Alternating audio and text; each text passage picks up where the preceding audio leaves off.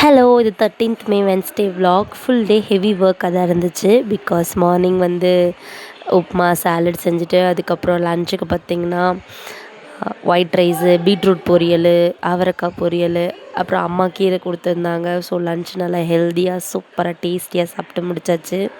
அதுக்கப்புறம் கௌதம் மாம்பழம் வாங்கிட்டு வந்திருந்தான், அதையும் சாப்பிட்டேன். சூப்பராக இருந்துச்சு.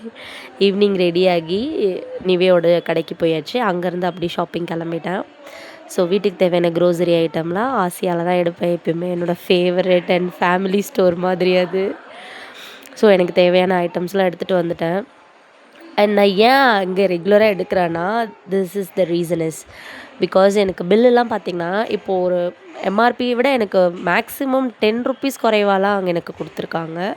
ஸோ அதனால் எனக்கு அது பிடிக்கும். ஸோ இதெல்லாம் வந்து அந்த 160 ருப்பீஸ் ஷாப்பில் போயிட்டு எல்லாமே Bluetooth speaker, fan, slippers, pillow, dresses கொஞ்சம்.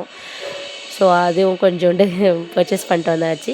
ஸோ இந்த வீக்குக்கு தேவையான ஃப்ரூட்ஸ் எல்லாம் எடுத்துகிட்டு வந்தாச்சு. ஸோ நைட் வரக்குள்ளேயே வந்து சிக்கன் எடுத்துகிட்டு வந்தாச்சு. ஸோ டக்குன்னு வந்து இட்லி அண்ட் சிக்கன் கிரேவி பண்ணிடலாம் அப்படின்னு சொல்லிட்டு.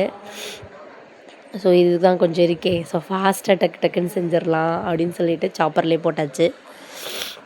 நான் ஏன் இந்த சாப்பர் யூஸ் பண்ணுறேன்னு பார்த்தீங்கன்னா, கையிலே கட் பண்ணிவிடுவேன். ரொம்ப ஃபைன் ஷாப்பிங்லாம் நம்மளால் கையில் பண்ண முடியாது. இது வந்து ரொம்ப மைன்யூட்டாக ஃபைனாக சாப் பண்ணுது. ஸோ சீக்கிரமாக வதங்கிடுது. உங்களுக்கு என்றைக்கெல்லாம் டைம் இல்லையோ, நீங்கள் ஃபாஸ்ட்டாக செய்யணும்னு நினைக்கிறீங்களோ அப்போ சாப்பர் யூஸ் பண்ணிக்கலாம். அதர்வைஸ் நம்ம ஹேண்ட் கட்டிங்கே ஓகே தான்.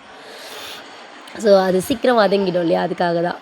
ஸோ நானும் கௌதமும் எப்படியும் அப்படியும் பரபரப்பாக வேலையை செஞ்சுட்டு இருந்தோம். நைட்டு டின்னருக்கு டக்குன்னு இட்லி ஊற்றிட்டு குக்கர்லேயே வந்து குழம்பு மாதிரி கொஞ்சமாக தண்ணியாக லைட்டாக தண்ணியாக செஞ்சுருந்தேன் குழம்பு மாதிரி. ஏன்னா இட்லிக்கு தொட்டு சாப்பிட சூப்பராக இருக்கும். ஸோ செஞ்சு முடிச்சுட்டு குக்கர் போட்டு விசில் போட்டு முடிச்சிட்டேன். ஸோ அன்றைக்கி நைட்டு சூப்பராக இட்லி சிக்கன் குழம்பு சாப்பிட்டு முடிச்சுட்டு தூங்க போயிட்டோம். சதுர் வந்திருந்தா அவளுக்கும் கொஞ்சமாக குழம்பு கொடுத்து விட்டுருந்தேன். ஏன்னா அது ஒரு சிக்கன் குழம்பு பைத்தியம். And as usual daily routine night இவ்வளோ வேலையை முடிச்சுட்டு அவ்வளோ பாத்திரம் தேய்ச்சிட்டு சிங்கை க்ளீன் பண்ணிவிட்டு அண்ட் பால் வந்து காய்ச்சிட்டு தயிர் ஊற்றி வச்சுருந்தேன். ஸோ தயிர் இந்த வீக் தேவைப்படும் அப்படின்னு சொல்லிட்டு தயிர் போட்டேன். ஸோ நான் தூங்க போயிட்டேன். இவ்வளோ ஒர்க்கே முடிச்சுட்டு நீங்களும் ஹாப்பியாக தூங்குங்க. Good night.